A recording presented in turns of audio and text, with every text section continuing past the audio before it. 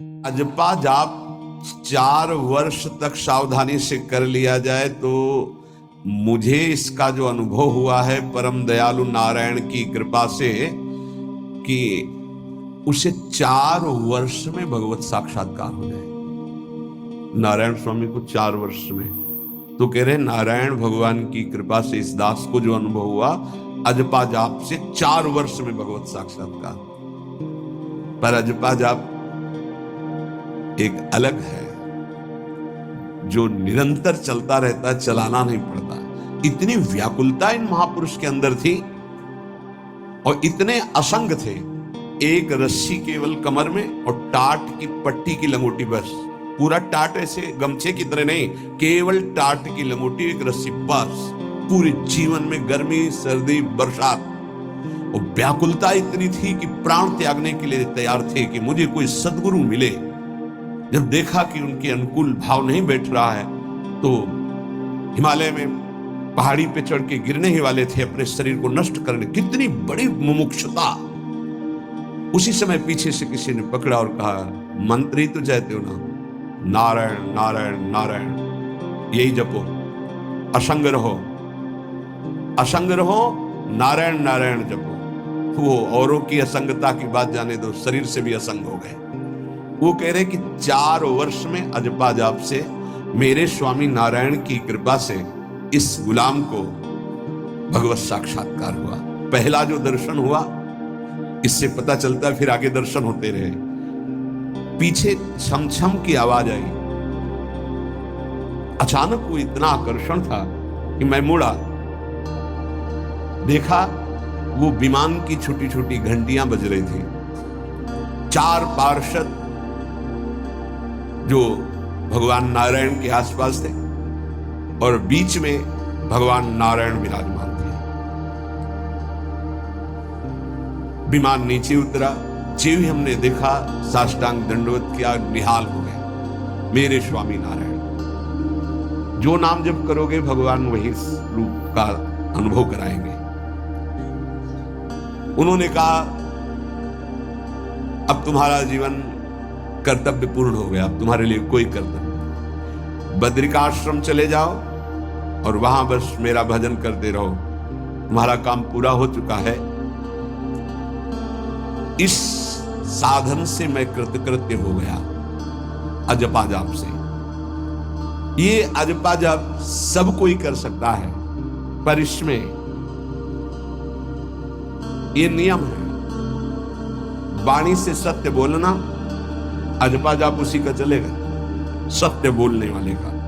ये जब उतरे हैं भगवत मार्ग में तो झूठ काहे को बोले भाई, काहे को झूठ बोले। लेकिन झूठ का तो ऐसा राज्य हो चुका है जबान पे, मतलब समझे में नहीं आता कि हम झूठ बोल रहे हैं। और झूठ में कलयुग का वास है, असत्य, इसमें कलयुग का वास है। इसीलिए प्रायः सबकी वाणी से झूठ निकलता है।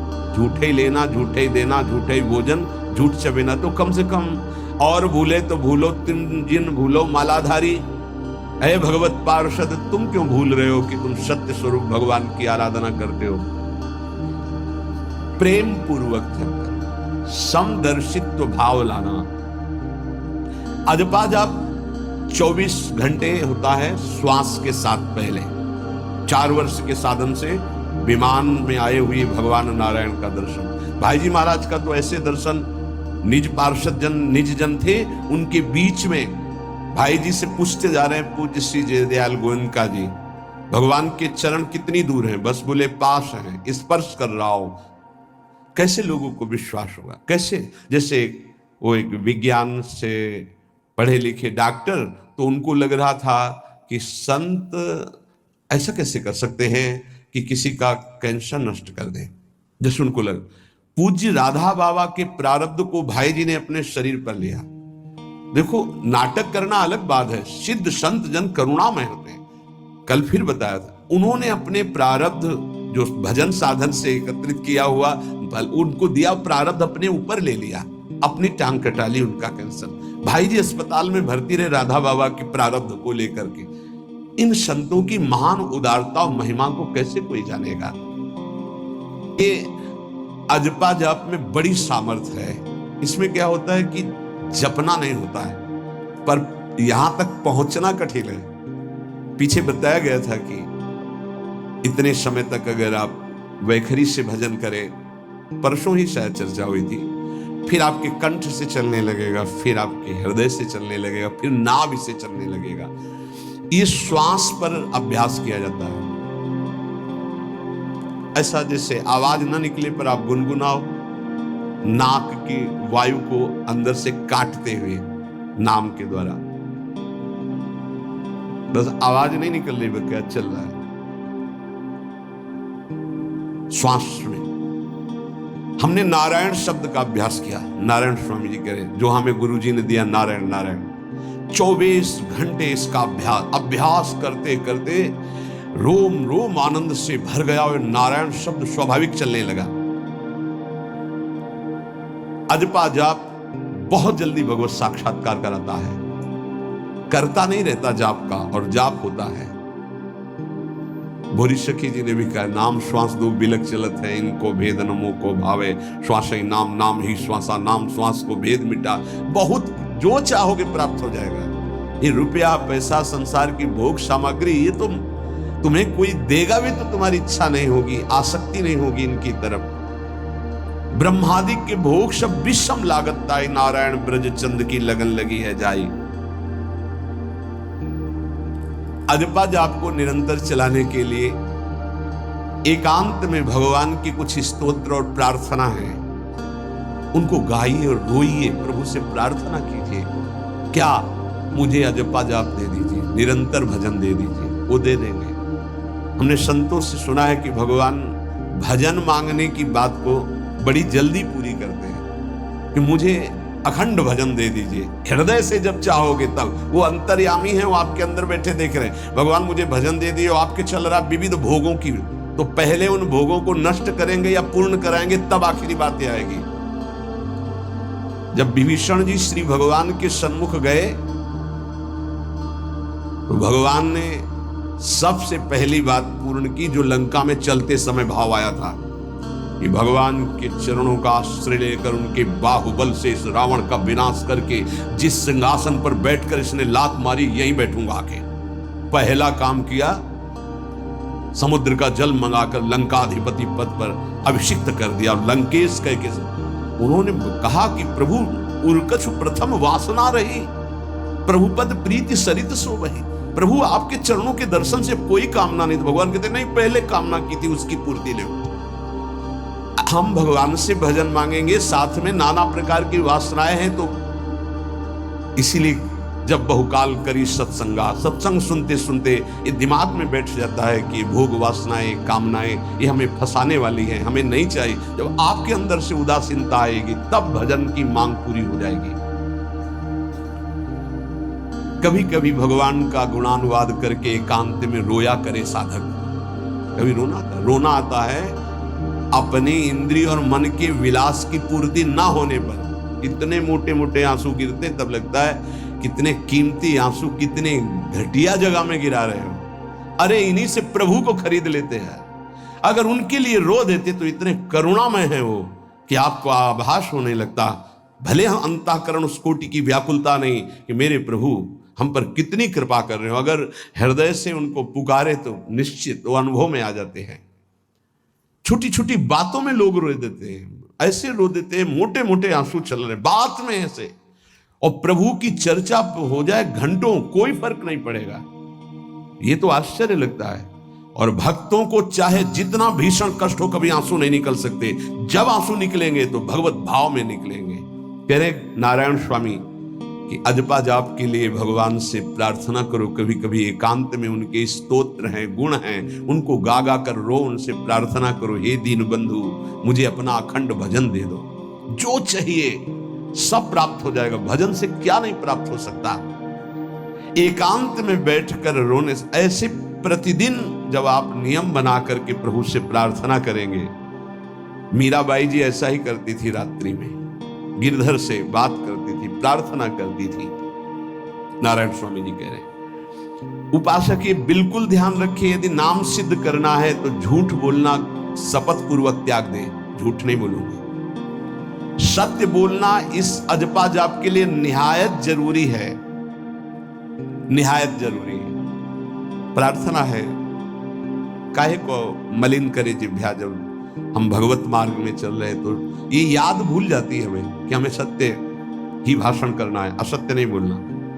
ये हमें भूल जाते हैं। क्यों भूल जाते हैं? क्योंकि माया का ऐसा प्रभाव। अगर हम भजन के प्रेमी हैं, भजन बढ़ाना चाहते हैं, तो हम झूठ क्यों बोले? सारे जगत में जो भी तुम्हारे सामने आवे, दृष्टि से उसको जरूर देखकर एक बार प्रणाम करो, मेरे प्रभु इस जीव जंतु के रूप में, जड़ के रूप में, चैतन्य के रूप में। इससे तुम्हारे हृदय में पवित्रता बढ़ेगी, अजपा जाप चलने में सहायक होगा। सत्य बोलना, भगवान से एकांत में रोकर प्रार्थना करना, सबके प्रति भगवत भाव रखकर प्रणाम करना, जिससे तुम्हारा कहीं दोष दर्शन नहीं होगा। किसी के मन को दुखाने वाली कभी बात न कहे, किसी को दुर्वचन न कहे, किसी का वैर भाव अपने हृदय में स्वीकार न करे। ये साधन मैंने स्वयं किया है नारायण की कृपा से। इस दास को वेदांत का भी पूरा ज्ञान है और भक्ति मार्ग का भी, दोनों का आखिरी भाव समदर्शिता है, चाहे भक्ति से चाहे ज्ञान से। सब में ब्रह्म देखना, सब में वासुदेव देखना, सब में इष्ट देखना। भक्ति विषय में भजन और ज्ञान विषय में नारायण, ये दोनों बात भक्त में होनी चाहिए। भक्ति का प्रथम और अंतिम विश्राम भजन, हर समय भजन चलना, और आंतरिक ज्ञान का विषय सब में हमारे इष्ट देव। ये दो बातें जरूर होनी चाहिए परिपक्व भजनानंदी होने के लिए। अगर भगवान की प्राप्ति करनी है तो ये दो बातें बड़ी जोर की है, भजन निरंतर और जिसके भी सानिध्य में आए उसमें भगवत भाव करना। मेरे नारायण ने मुझसे कहा,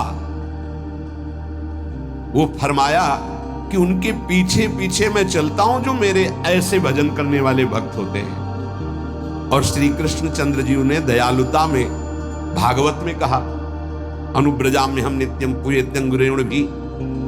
मुझे बहुत रोना आता है बात सुनकर के कि दास की चरण रज के लिए स्वामी पीछे पीछे डोलता है। किस भक्त के पीछे? जो दो बातें यहां कही, जो निरंतर नाम जप करता है और सब में भगवत भाव रखता है। तो भगवान नारायण ने स्वामी नारायण स्वामी से कहा कि मैं उसके पीछे पीछे डोलता हूं कि उसकी चरण रज मेरे ऊपर पड़ जाए। और भगवान श्री कृष्ण चंद्र जी ने कहा, निरपेक्षम मुनिम शांतम निर्वैरम समदर्शनम। निरपेक्ष, जो किसी की अपेक्षा नहीं रखते, किसी से कोई संबंध नहीं, स्वार्थ का। मुनिम, जो निरंतर मंत्र का नाम का मनन करते रहते हैं। शांतम, हर द्वंद्व की प्रहार स्थिति में वो शांत रहते, विचलित नहीं होते। निर्वैरम, कोई उनसे वैर करे तो भी वो उससे वैर नहीं करते। और समदर्शी, सब में अपने इष्ट को देखते। ऐसे संतों के पीछे में, भगवान कहते हैं, उनकी चरण रज लेने के लिए हर समय पीछे पीछे रहता हूं।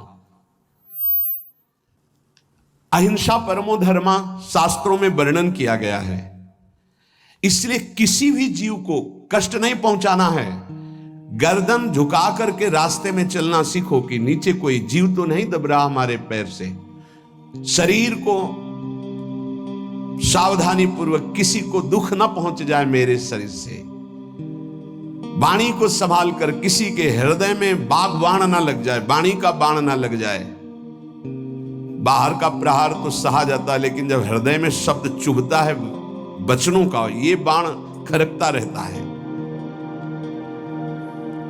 किसी भी जीव को कभी मारना नहीं, वो तुम्हें नुकसान नहीं पहुंचाएगा। गीता वाटिका में सांप निकला, फण वाला कोबरा। राधा बाबा ने कहा, देखो अभी केवल हमने देखा है, अगर और लोग देखेंगे तो आपको पीड़ा पहुंचा सकते हैं, इसलिए एक लकड़ी उठाई और कहा, मैं रास्ता बना रहा हूं, आप इधर से चले जाओ। ऐसे किया सांप ने। सब में भगवान है। अगर हम भगवत भाव करते हैं तो निश्चित वहां से कोई विरोध नहीं होगा।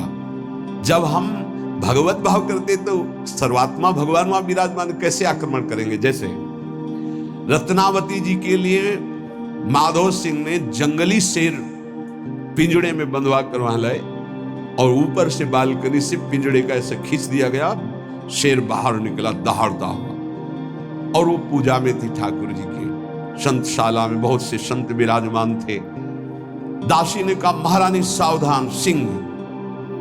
आरती करने जा रही थी, मुड़ी और कहा नहीं, सिंह नहीं, नृसिंह, हमारे भगवान नृसिंह देव पधारे।